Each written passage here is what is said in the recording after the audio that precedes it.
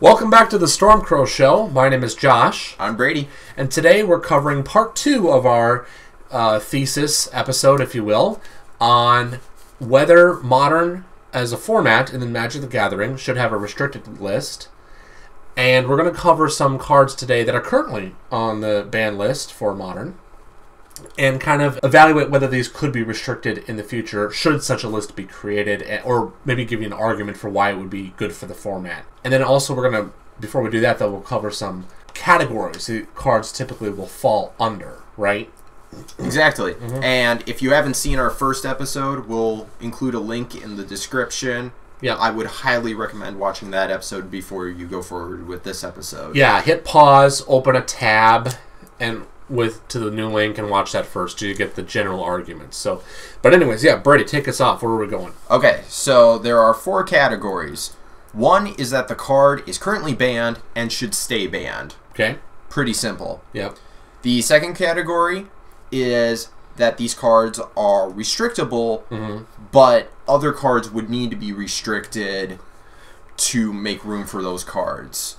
So we'll get more into it. So if that doesn't totally make sense, bear with us. We'll get to that, and it will make sense in due course. The third category is that the card is just straight up restrictable. Yep. Nothing else needs to be done to the format, probably. So we're always going to have a little bit of uncertainty with this, but it's probable that these cards could get restricted right now as things stand, and nothing will change. Yeah, nothing bad would come from it. Correct, yeah. And finally, the fourth category is that it's more in the theoretical realm, which is the cards are currently unbanned, but possibly could become overpowered in the future. Right. And this is far more nuanced, and again, we'll cover that more as we get there. But Brady, start us off with the first one. The banned will stay banned. Yeah, so this would include cards like Hypergenesis and Green Sun Zenith. Yep. Because Hypergenesis, you only need 1 copy to win. It's just really, really simple to win with. Yeah, and you don't need it in your hand, so you don't have to. If you're mulliganing to make sure it's not in your hand. Exactly. So chances are you're only going to have to mulligan once. Anyways, and then Green Sun Zenith.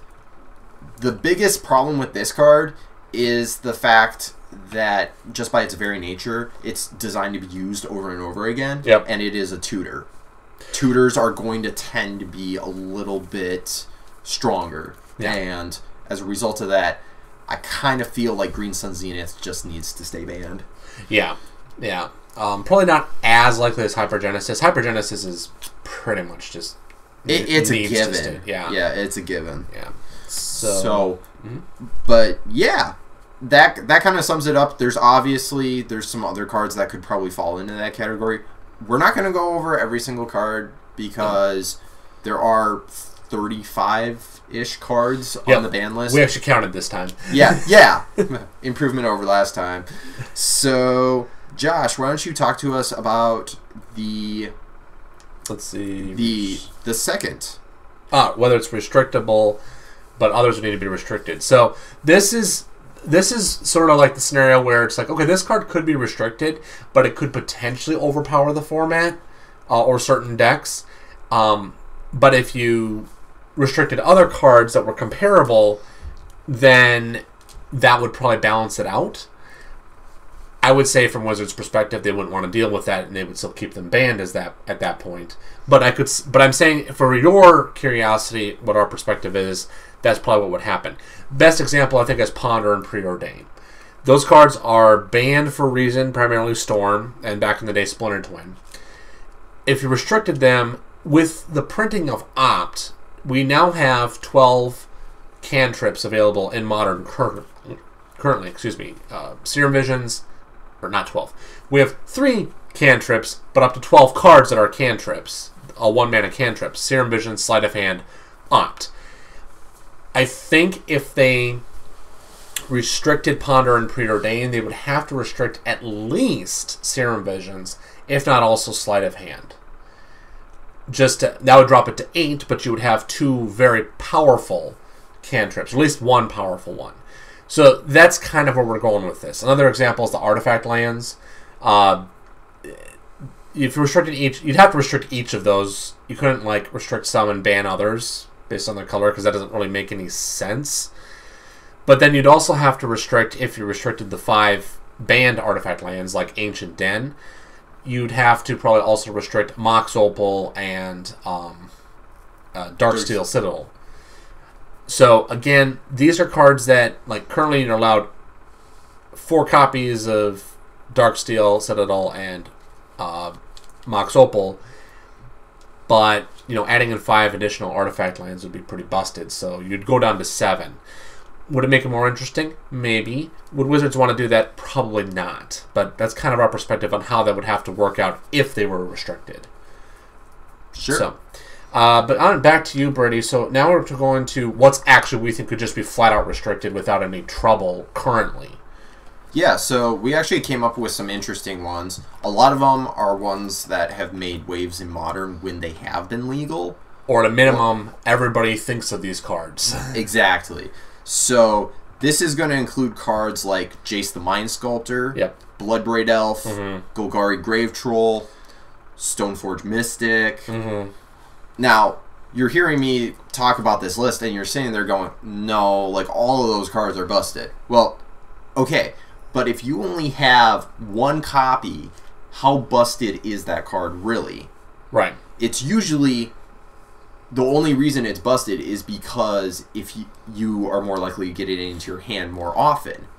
But if you only have 1 Jace the Mind Sculptor, the Command Zone, they did an excellent take on Jace the Mind Sculptor, which is, if you're paying 4 mana to play Brainstorm, and that's the best thing you're doing on turn 4, you're probably not in a very good position. Yeah. And in Modern in particular, I mean, there's lots of times you can lose by turn 4 very easily. Exactly. And you only get 1 copy, so Jace is a good example of this. Stoneforge is a tutor, but it's a creature, and the power behind the tutor effect is powerful, but it's really the free artifact placement with like Batterskull. Yep. That really is kind of what sets it apart, because there's other cards that you can actually search for currently available in the format to search for Batterskull. Exactly. In fact, was it Open the Vaults or something? No. Open the Armory? Open the Armory, yeah. Yeah, that's the same converted mana cost. You can pull up a Batterskull. That's not banned. That's not. In fact, no one talks about that card. But no, there it is. I mean, it's powerful, but it's the second effect. So I mean, you have a turn to kill it with a Fatal Push, Bolt, whatever. Sorry, but go on. Yeah, no. That's totally good. And cards like Bloodbraid Elf and Golgari Grave Troll, those have been in the format before. And I think what really made them bannable at that time was the fact that people were playing 4 of them. Yeah. And Grave Troll has Dredge 6. I mean, that's huge. Right. That is the highest count of Dredge of any Dredge card. Yeah. So you're just going through a ton of cards with Trolls. So, but 1 copy, I don't think it's gonna break the format. Probably not. That one could theoretically fall in the restrict, but have to restrict something else. Yeah. We'll kind of cover where that might come up in the future, though. Sure. And then Bloodbraid Elf, again, yeah. If you're playing Modern Jund, Bloodbraid Elf is probably going to be the top of your curve. Yeah. So, I don't know. I really think only 1 copy of it. Again, you have to get it in your hand. And if that's what you're relying on to win the game, you're not playing Jund right. Yeah. I think it's great, but it's also not 1 copy. I mean, even the Cascade effect is not a guaranteed good hit. I mean, you might Thoughtseize off nothing worth hitting. Although, actually, and there is one more card I want to mention that probably falls into this category. Sure. And that is Splinter Twin. Everybody's going to be talking about that card. And, again, 1 copy of Splinter Twin. Is it going to kill you to tap out on turn 3? Maybe, but it might not. Right. Like, they have to have the Splinter Twin in their hand to kill you. Right. So, or I have to draw it the next turn. Like the odds are very low with one copy. yeah. So those are some of the more popular cards that probably would get talked about a lot more. Mm-hmm. And I mean, again, there's other cards. By the way, if you listen to this and you're like, well, what about this card? Feel free to comment in the comment section below.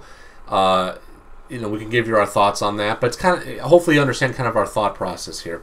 The last one, like I said, this is more of a theoretical one. So some people have found, for example, that Simian Spirit Guide is really obnoxious. It's one of those cards that kind of is unfair in some ways. It allows the turn 1 Chalice on 1, which can lock out a ton of decks for playing 1-drops, and usually those are interactive decks, mind you. Mm-hmm. It allows for that turn 2 Blood Moon, which is kind of obnoxious at times. The thing is that having maybe one copy wouldn't necessarily break the format. I could see it just being banned because it's obnoxious at times. But I'm saying at this point, like if you thought you had to ban it, maybe just restrict it. Sure. See what happens. Maybe that allows the decks that are more reliant on it, like say Ad Nauseam, they can maybe still use that plus some other things to kind of keep their deck functional, as opposed to losing all of their copies of the card. I can't think of the card of the Spirit Guide of the Mana Monkey. Yeah. So, and just going off with that, it's really important to keep in mind that having a restricted list may actually enable Wizards of the Coast to kind of have a little bit of a testing pool. Yeah. Where they put it in the restricted list and they're like, is it too powerful? Is it not really a problem? Or is it too much of a problem still? Yeah. That would probably help them make a lot of decisions. Right. The other thing that I can think of right now, well, comment on Golgari Grave Troll real quick. Conflagrate really is an obnoxious card to deal with, considering that it can either give you a finisher or a board wipe, depending on your needs for Dredge, and given Dredge's resilience, it's actually kind of annoying. Mm-hmm. So I can see why people wouldn't want to, maybe that card maybe needed to be restricted or banned at some point in the future, depending on what happens. Wizards does print a lot of graveyard stuff. But if that's the case, then I could see an argument just, restrict Conflagrate and then restrict Golgari Grave Troll. Dredge still has some power available, but is not, like, stuck. Sure. Right. The other thing I want to bring up is the Planeswalker rule change. So far, the Planeswalker tribal decks are powerful, but they're not obnoxiously overpowered. Sure. But Wizards has shown some lack of restraint when it comes to Planeswalkers, in my opinion, except for Jace. They're, like, paranoid about Jace the Mind Sculptor, but Liliana the Veil. Okay, that was a powerful Planeswalker. Then they print Liliana the Last Hope, which is not as powerful, but still up there. Gideon of the Trials. I could see some time in the future where a Planeswalker tribal deck actually becomes a problem, but those would be really expensive. They would be. Right? I mean, because those are mythics that they're relying on. And I can see that being really, really depressing for the person playing, Modern, and then their deck gets banned if they ban out like their best card. But if you get one copy, you might get that one obnoxious scenario to pop up, but you have to draw that one Planeswalker. Exactly. Yeah. So that's kind of a rules change issue that I could see resulting in a ban or restricted. Again, maybe they just ban it. That's probably Wizards' personal take on it, but we would say, hey, if you have a restricted list, you can have one. Mm-hmm. Better for everybody. I think that's it, right? We covered everything? Yeah, those were the 4 categories. Again, we could go a bunch into other cards, too. I mean, we didn't even talk about all the cards that are banned with Phyrexian Mana Cost. Oh, yeah. We didn't talk about Sensei's Divining Top. Oh, yeah. Which is also a very... contentious card. Very. So, if you've got questions about this, feel free. We will talk to you and we will give you our thoughts, and if you don't like them, that's fine. I mean, we can discuss. Yeah, hopefully you enjoyed that. Feel free to comment below. Thanks for watching. My name is Josh. I'm Brady. And this has been the Stormcrow Show.